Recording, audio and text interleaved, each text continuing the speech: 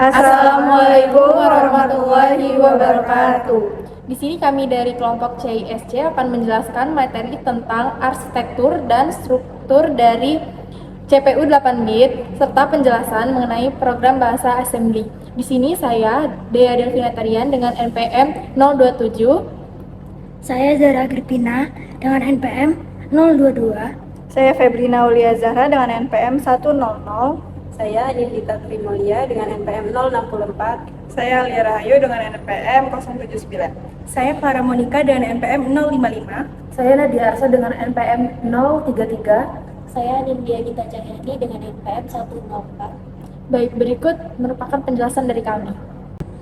CPU merupakan komponen terpenting dari sistem komputer. CPU adalah komponen pengolah data berdasarkan instruksi-instruksi yang diberikan kepadanya. Terdapat 4 komponen utama penyusun CPU, yaitu Arithmetic and Logic Unit atau ALU. Bagian ini mempunyai tugas utama untuk membentuk berbagai fungsi pengolah data komputer. ALU tersendiri dibagi menjadi 2, yaitu unit aritmatika dan unit logika boolean. 2. Control unit mempunyai tugas utama untuk mengendalikan operasi dalam CPU dan juga mengontrol komputer secara keseluruhan. 3. Register media penyimpan internal CPU yang digunakan saat proses pengolahan data. Memori ini bersifat sementara, biasanya digunakan untuk menyimpan data saat diolah ataupun data untuk pengolahan selanjutnya.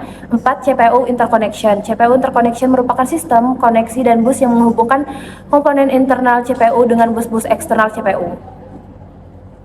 Selanjutnya, sistem operasi CPU 8 bit.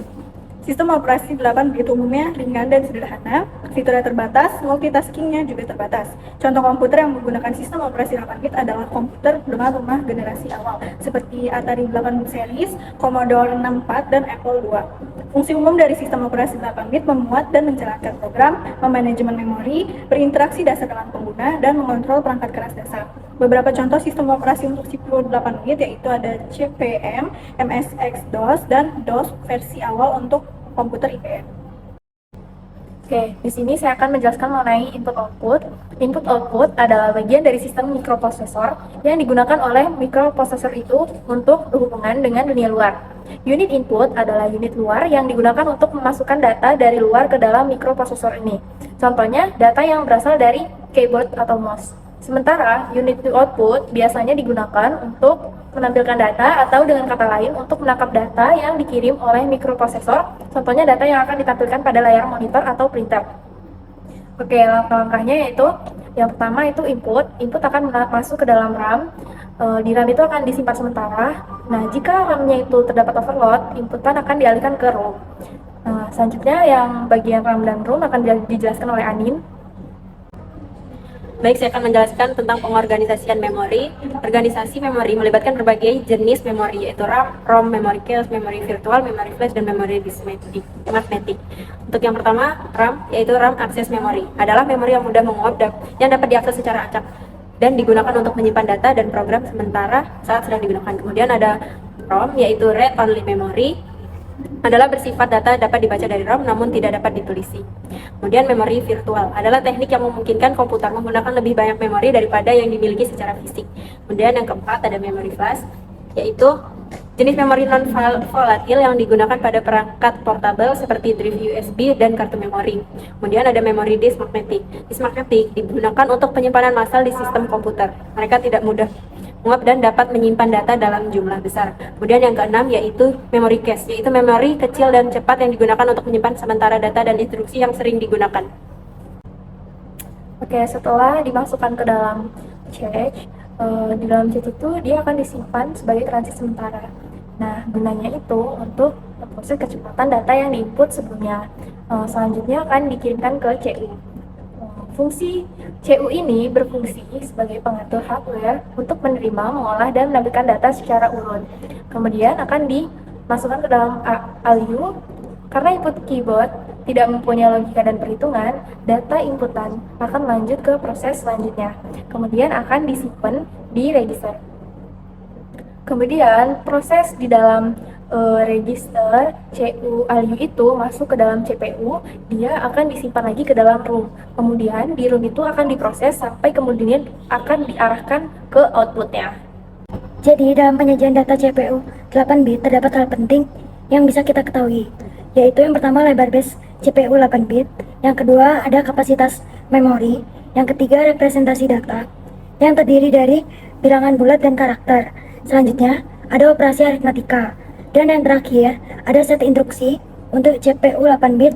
Lalu poin-poin ini akan dibahas oleh teman-teman saya. Baik, selanjutnya saya akan menjelaskan instruksi dalam metode pengalamatan. Yang pertama itu ada move AL, BL, itu artinya memindahkan data dari alamat di dalam BL ke register AL.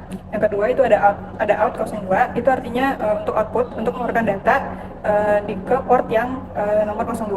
Lanjut, yang ketiga itu ada ing AL, itu untuk meningkatkan nilai yang disimpan di AL tanpa mempengaruhi register lainnya. Contoh misalnya nilai AL itu bernilai 5, maka akan dinaikkan jadi 6. Kemudian yang 4 itu ada loop, untuk pengulangan loop itu artinya untuk pengaturan waktu atau menunggu keadaan tertentu. Yang kelima itu ada CMP AL00, itu untuk membandingkan nilai di register AL dengan 0. Kemudian itu ada JNZ loop, itu artinya jika nilai AL tadi itu ketika dibandingkan tidak sama dengan 0, maka instruksi JNZ akan mengarahkan eksekusi kembali ke label loop. Nah, kalau nilai AL itu dibandingkan terus sama dengan 0, instruksi akan dieksekusi.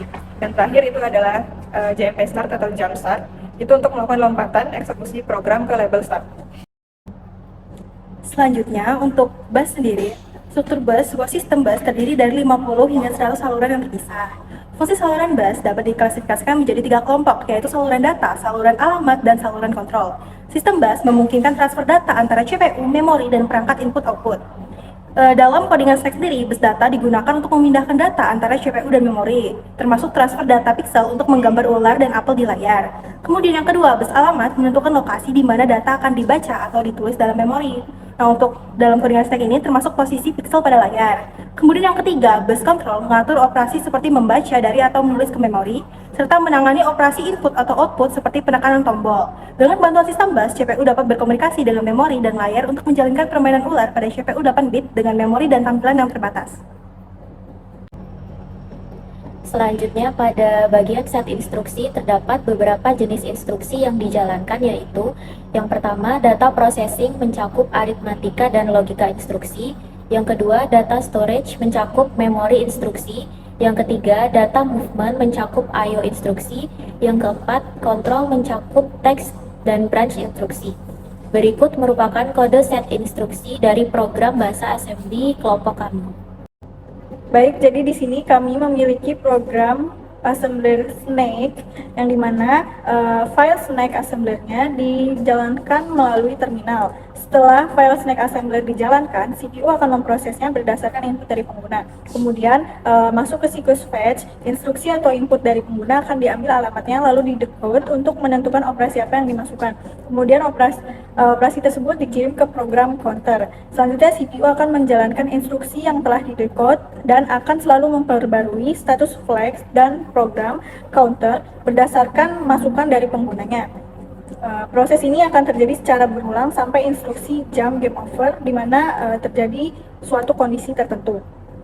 Sekian, terima kasih. Wassalamualaikum warahmatullahi wabarakatuh.